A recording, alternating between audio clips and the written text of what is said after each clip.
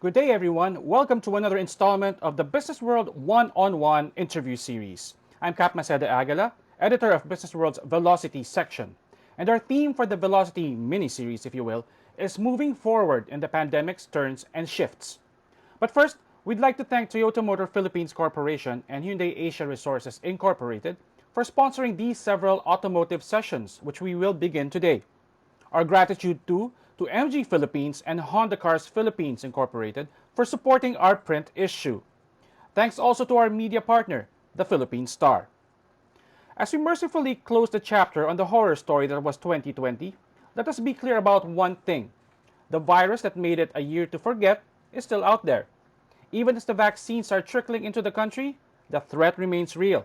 So mask up, socially distance, and keep to your bubble, folks. While we record this session, the National Capital Region is in the throes of a resurgence in the number of cases, leading to the imposition of tighter controls in the form of localized lockdowns and a metro-wide curfew, among other measures. I'm laying this context down as we start to talk to our interviewee today because while 2020 is in the rearview mirror, COVID-19 is still in the windshield, and we want to know what this means for the automotive industry. I'm very happy and honored to introduce the longtime president of the Chamber of Automotive Manufacturers of the Philippines, which represents some 25 automotive brands. He's also the first vice president for corporate affairs of the country's perennial Triple Crown winner, topping the country in passenger car, commercial vehicle, and total sales for 19 straight years now. Ladies and gentlemen, I give you Attorney Rommel Gutierrez. Thank you, Cap. How are Good you, morning. Attorney? Good, I'm good. Good Thank you morning. for having me on this show. How are you? Thank you for joining us, Attorney. Yes. I know you have a very busy schedule, and busy is good these days. And I hope you're doing well in this not so new normal. No, I'd like to hit the ground running right away. First, Yes. I'd like some like a history lesson, a very short history lesson. Then people say it's important to learn from our past so we know how our future will look, Of or something to course. that effect. But Yes. I also want to go to our past so people know what the industry has been hoping for. In 2017, I know you remember, total vehicle sales in the Philippines reached a record 473,943. A year after that, the 8 years of straight growth were stopped and halted by, well, among other factors, higher vehicle prices necessitated by the tax reform for acceleration and inclusion. Of course, we know train, right? Train happened. So in 2018, it was down to 401,803. In 2019, it was a bit higher by not by much, but it was still 400,000 levels. And of course, 2020 happened, and figures were down 40%. And it was something I know that you guys were expecting as the year wore on, right? Or so the total for 2020, if our viewers don't know it yet, is for the motoring industry. Total vehicle sales went down to 248,171. Sakit nun. I remember that. Um, but going back to that, to history, now, before the pandemic happened, I know that the industry was sort of adjusting already to train, to the imposition of train. What was CAMPI in particular? What was the projection or your projections for 2020 before the pandemic happened? So just we get a context of where we were headed before everything just happened that way. Yeah. Thank you, Cap. No. The year 2020, right before the pandemic, no. At the early, well, we projected early on. 2020 was supposed to be the year where it was stabilized, no, in terms of the impact of the train law. Remember, 2018 was the full impact of the train law. That's why the sales really went down. And 2019 was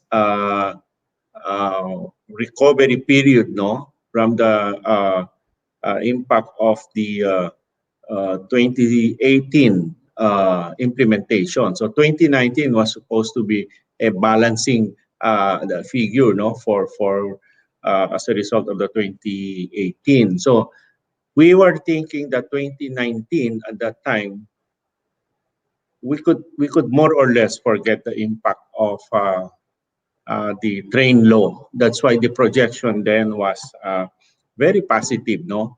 It's sort of going back to the pre-train law figure. So we were projecting double-digit figure already, and then well, everything changed because of the uh, pandemic at that time. And as you mentioned, 2020 was down by uh, 40%. Mhm. So does that mean that we were on course to, because parang prior to that there was this sense already na we were very, of course we were very excited because of 8 straight years of growth, right? Yes. Was there an impression, or was there an expectation at least that we could reach that holy grail, that's the 500,000 in unit sales in 1 year? Were we poised to reach that probably in 2020 if the pandemic did not happen? Taking out pandemic and having 500,000 in mind at that time was, of course, uh, there was a recalibration because of the train law, and again, it actually derailed, no, yung projection natin. So 500,000, medyo it was delayed in terms of uh, having to achieve that, no, after the train law. But it was not as bad as we could have imagined, no.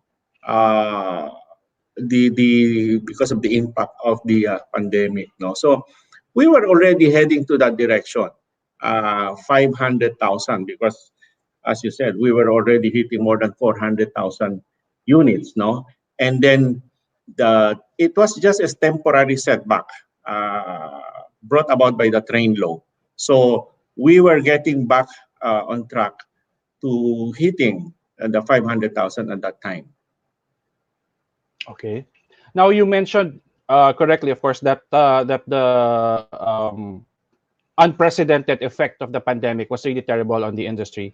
Can you? I know that a lot of people probably have a sense already of what happened to the automotive industry in particular, but can you more? I don't know if the term is more dramatically do it, or maybe give us in better detail why exactly we suffered that 40% decline in unit sales. Yes, remember the lockdown? That was what, March, April. No? During that time, it was not only the sales, no, that were affected, but even our plants were shut down. No, so imagine all the workers cannot go to the plant. There's no production. Everything was put on hold, no. So, and 2 months is really they're 2 months, no. They have big impact on the total production for the year. So that was really that hit us, no. That those were really the factors that really hit us at that time. No operation, and then we were adjusting to work from home, and of course production people cannot work from home. So it was really shut down, and 2 months were really long enough, no. And then after that, we started May, but one shift only. We normally do two shifts, no. And then it took us about or until September that we were able to go back to the two shift, no. And again, there were lots of adjustments that we made, and it really affected not only our marketing uh, strategy but also our production uh, schedules as well. Yes. Mhm. That's right. And I remember when you said something about the closure of facilities. We're not yet even talking about the Taal volcano eruption, which happened earlier in the year. That's So it was like, true. di ba, parang That's trip true. double Yeah. whammy. Yes. We started the year with the Taal volcano eruption, and we also had number of days shut down, and even some of the products were affected by the ashfall, and it actually incurred delays in the delivery to our dealers and to the customers as well. So right from the start, um, there were already negative factors, no, hitting us. That's right. Okay. I don't want to dwell on the doom and gloom, no, because of course there were also bright spots last year, and I know for a fact that Toyota was also able to soldier on, so to speak, and I know that you guys did launch several vehicles last year, even if it was a very difficult year. Can you also walk us through or tell us what the bright spots that you saw last year that enabled the let's face it, the 40% decline could have been worse, right? But what were the good spots or the silver lining to what was happening around us last year as far as the auto industry is concerned? Yeah, we never imagined we could do things the way we do things right now, no? If not because of the pandemic, no? Like selling, launching new products online, and then having meetings online, avoiding those traffics, no? Especially for Toyota, our main office in Santa Rosa, and before, when we meet with marketing, we had to go all the way from Santa Rosa to Makati. Now is, online is really very helpful, no? So uh, of course, in every crisis there's opportunity, no? Internally, we also had the chance to adjust our business plan.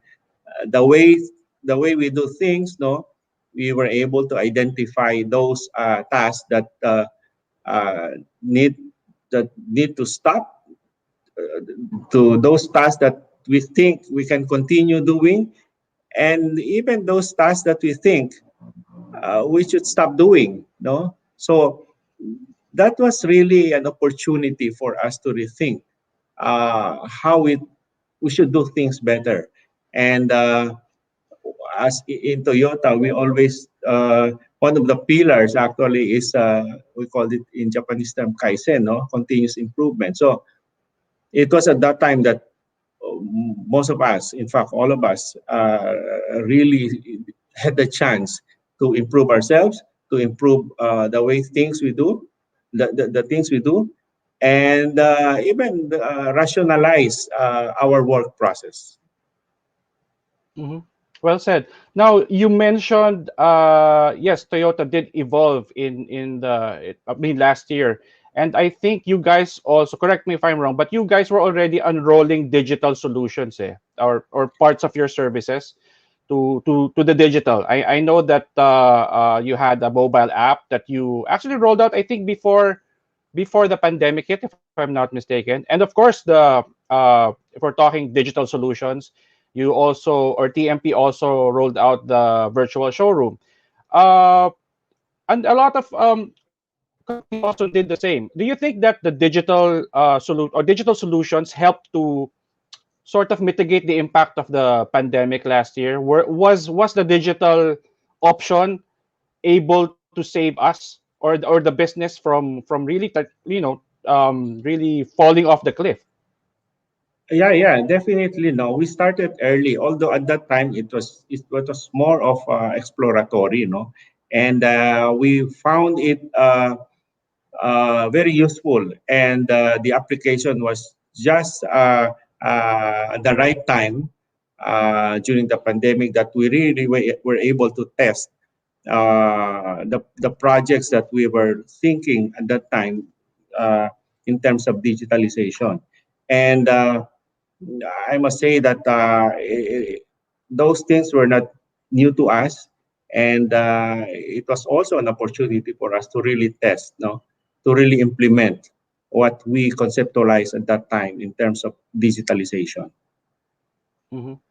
Now, I'm very happy to note that these digital solutions that that the industry was able to start implementing last year, in some cases way before, that they're still very much in play these days, particularly while the pandemic is still here. I mean, the virus is still here, right? Um, and I'm also happy to note, let's go more recently now, that last month, CAMPI and TMA reported total sales or consolidated sales of 26,230 units.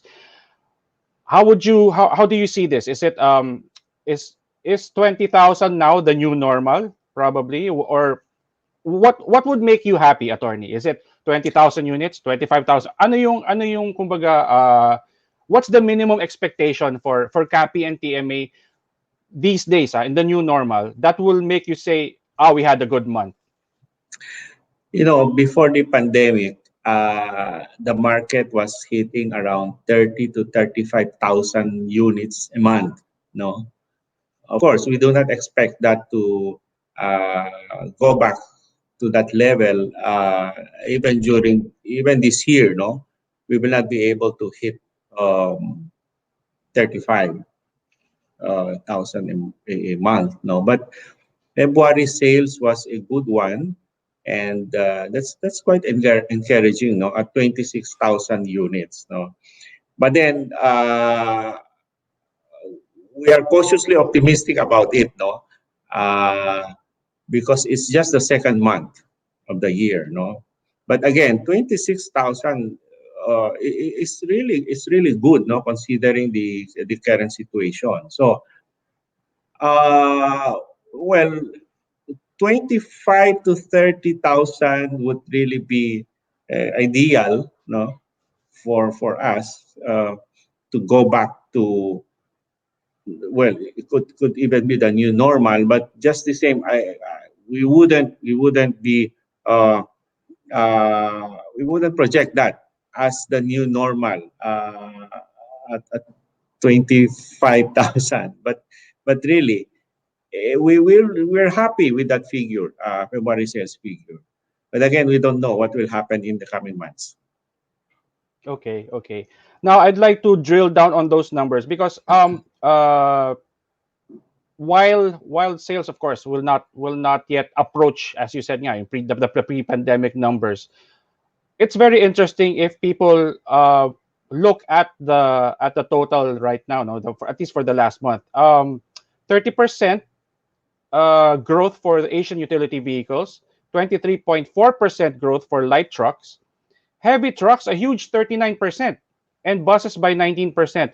Now, can you explain this for us? Like, what does this mean? Is there what I mean, what does this mean for the industry, that all of these commercial vehicles are growing like crazy?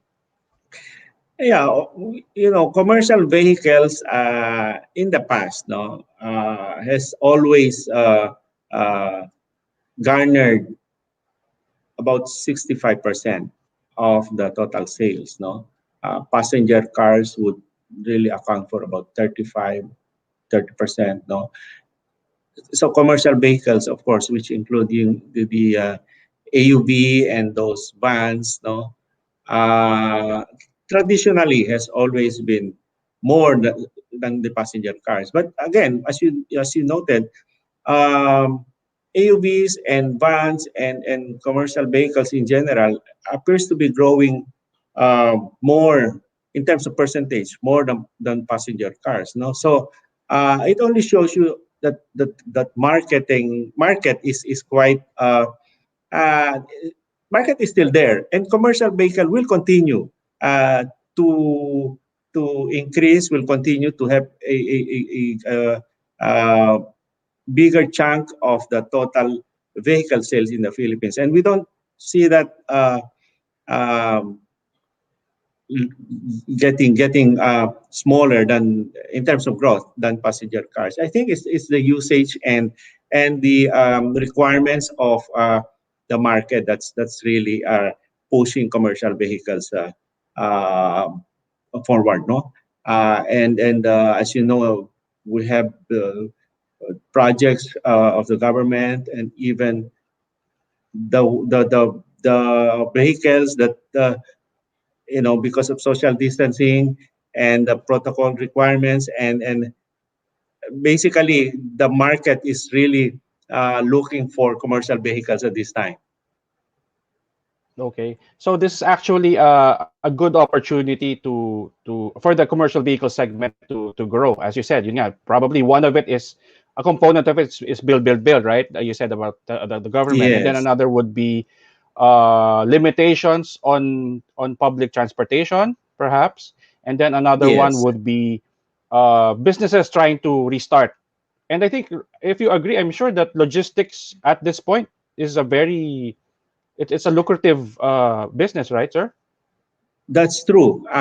In fact, we are looking at the logistics requirements of the country in general as really growing. No, so that's where really we should uh, uh, look at in terms of product introduction and product enhancement. No, we should tap that market. No, those requirements in terms of logistics. We see that growing in the coming months or years. Okay. Now, while we note how the industry, crossing our fingers here, is slowly getting back to normal, as I mentioned, no, there is also that cloud sort of hanging over us, and I think these days it's one of people's favorite topics if we're talking about the auto industry, and that is the Safeguard Measures Act, or Republic Act 8800, which allows domestic producers to ask the government to step in to investigate uh, um, import competitors if they have been injured. I think the term is injured, right, by excessive Yes. imports. And this has been in place and will be in place for total of 200 days. Is that right, attorney? Yeah, yeah. The safeguard measure is now under investigation or being investigated by the Tariff Commission. And under the law, the Tariff Commission has 120 days to resolve the issue. So it could be lesser than 200 days, of course, if Tariff Commission decides based on its schedule. Then that's the time that we will be able to determine whether the safeguard measure will be permanently imposed. Because at this time, it's provisional, and even the duty that has been or being imposed by the Bureau of Customs started last February 2, and it's still provisional. So we'll see. That will depend on how fast the Tariff Commission would resolve or finish its investigation. Hmm. I know But that. the Oh, maximum days, sorry, the maximum days is actually, as you mentioned, 200 days. So we hope it will not reach that number of days. okay. Now I remember Campi was already expressing sort of how do you, some trepidation. Maybe I think Campi was already expressing this last year, even before, way before the imposition of the safeguard measure. And the the reasons were pretty clear, at least to even to motoring journalists. But can you give the reason why the safeguard measure doesn't sit well with many of many brands that we have, right? Many companies, auto companies that we have now, in the simplest way possible, so that the average consumer can understand what's so onerous about this safeguard measure. Yeah, okay. Safeguard measure is a remedy given to local manufacturers, no, when their products are already in danger of losing its competitiveness because of imports, no. So in this case, the Philippine Metal Workers Association actually was the one who filed this petition for the implementation of safeguard measures. No? So uh, on the ground that local production has been prejudiced, no, by the surge in imports over the period of investigation, which is 2014 to 2018. No, um, yeah, I'd like to point this out early on that it's not the domestic market, actually, it's not the domestic manufacturers, no, like Toyota and Mitsubishi, who filed this petition. So uh, we are finding it difficult to accept this because operation-wise, uh, we have to look at the overall picture, no, of the industry. No, the industry would have, in order for it to survive, would have to have local production as well as importation of uh, motor vehicles, no, completely built up units. No, so the intention of the safeguard measure is actually again to protect the local manufacturers by sort of penalizing the importation of CPUs in this case, the completely built up units. No, so um, that's why there's an imposition of at this time provisional duty for imported vehicles. No, and locally produced vehicles are exempted from that, and there are other items as well. So initially the BOI DTI actually recommended to Tariff Commission to conduct a full-blown investigation to really determine whether there is a need to impose uh, safeguard measures, no, based on the elements that the importations are really causing damage to domestic manufacturers, no. So it's being investigated right now, and just the same, it has created some uncertainties in the market. In fact, we've seen this. Uh, we can well, at least we foresee some negative impact in the coming months while the matter is being investigated. Because again, even customers would have to wait and see what really is the final decision of the tariff commission, because it will raise the prices of uh, imported vehicles, no?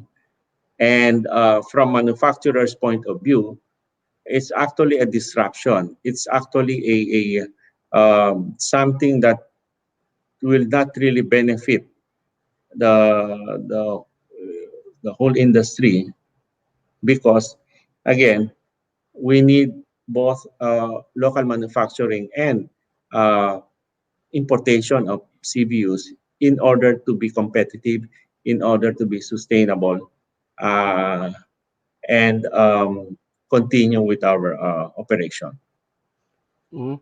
Now I find it very significant that on its face it might think you might, or someone might think maybe correctly, that the beneficiaries of this safeguard measure would be, as you mentioned, yourselves, Toyota and Mitsubishi, because you're basically the only ones doing a lot of volume when it comes to local manufacturing. So what you're saying is that um, Toyota is not in agreement with the safeguard measure.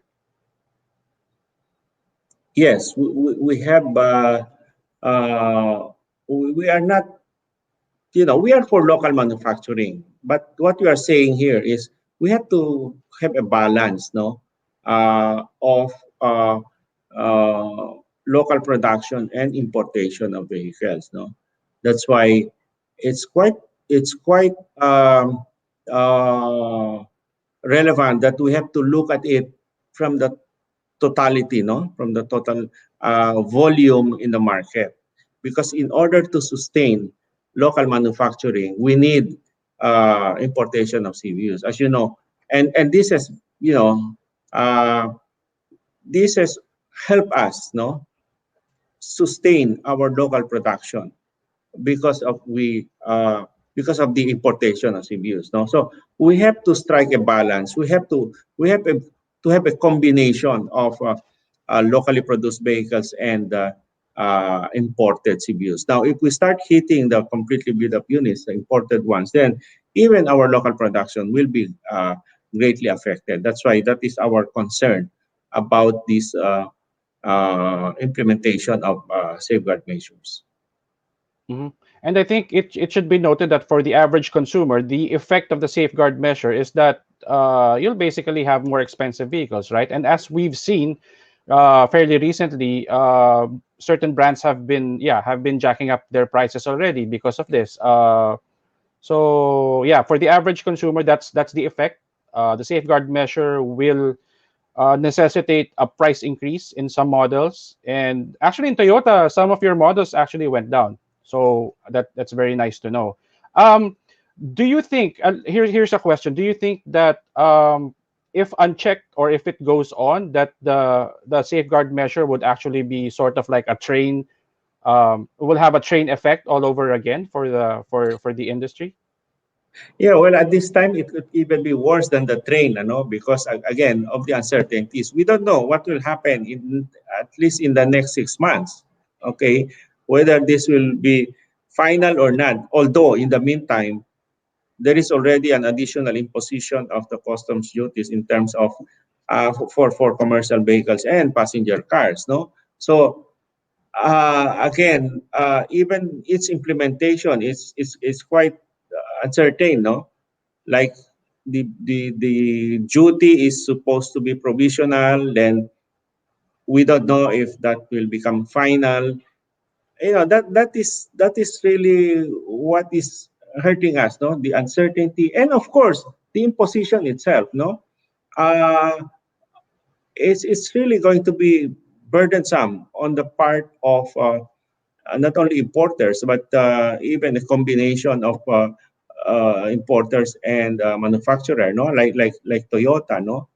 And yeah, this would really we have shown some projections there that again this would derail the recovery efforts of the auto industry as a whole. We are just starting to recover, and now here it comes, additional imposition and uncertainties. And this will not just affect local manufacturers, no, even suppliers, even the dealers would really have uh, a negative effect on them, no, because of this implementation, because of the implementation of the safeguard measure. That's why, um, yeah, we are participating in the ongoing investigation, and we hope that the safeguard measure will not be implemented finally. Mhm. You were mentioning something about projections. Now it's projection time. Bring out your crystal ball, attorney, and what's the best and worst case scenario for the auto industry this year? I'll give you, I know, I'll give you some, I'll give you some, not hints, but for instance, AC Motors is projecting 301,000 for the year, and then another industry veteran, our friend Mr. Sornep, said it's 320,000. What does CAMPI see? What do you see? What do you see, attorney? What's the best It, and worst case scenario for us? it's not our projection is not far from what they've already projected. No, it's like best scenario would be around 30 to 35% increase. But again, with the safeguard measure, we have some reservations there. So it could be like 20 to 25%, uh, given the impact or initial impact of the safeguard measure. Mhm. We're talking of, yeah, increase from last year's figure. Yeah. Yes. Okay. But here's another question. How long do we get to the pre-pandemic numbers? Those 450, 470. How long do we have to wait, attorney? Not this year, not next year, maybe Not next year. 2023, not even Okay. next year. So, well, conservatively around, yeah, 2 years from now, 2023. Okay. So That's our what are projection. what okay. What's needed? What's needed for us to get back to those numbers?